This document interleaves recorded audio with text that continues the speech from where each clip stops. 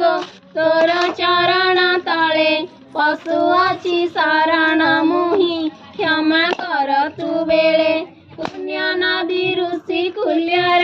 तीरे तोहर वास पूर्णिमा रहिछु चौदिग सुबास तोहर शेष महिमा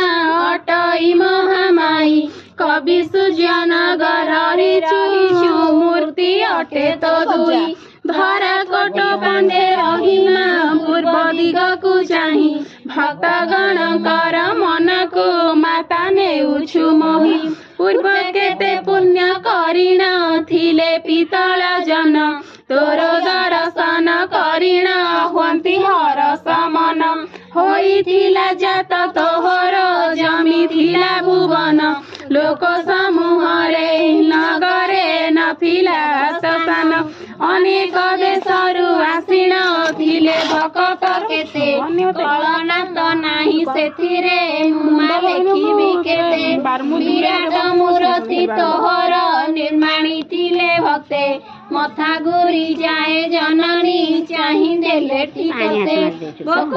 उपवासरे तोर दर्शन पाई भक्तंक उल्लास रबदे तते देखी महामाई स्वर्ग भुवन रुआणीए नगरे थोई देलु की जुआड़े चाहिब सबुठी जय महामाई की हरि बोल हुला हुली रे कंपी गला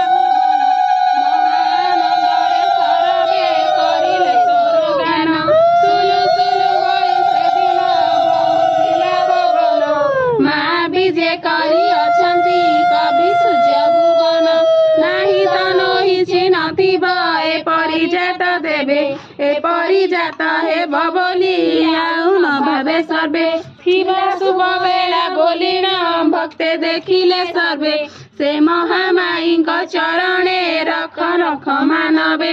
आपद विपद तारिवे से जगत जननी कवि सूर्यवासी कर हे तांक पादे दायिनी महामाई नाम तांकर से तो दृष्ट दलिनी भक्तंक भक्तरे अभय वर देंती जननी जेउ महामाई महिषासुर को बध कले रक्त बीज रक्त शोषिण पृथ्वी उश्वास कले राम रावण युद्ध बेले विंश पानी डाकिले कोल करी माता से काले रावण को धरिले श्रीराम देखिले रावण अच्छी माता कोलरे वीर समन रे धनु को फिंगी दे उड़बारे मां को स्तुति जे कले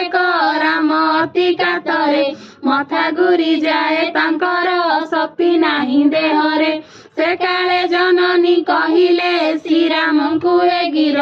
मोर पूजा गोटी श्रीराम हे तुम्बे चंचल कर शुणी तोर पूजा करिले श्याम समुद्र तीर पूजा से सजन छेदन कले रावण शिर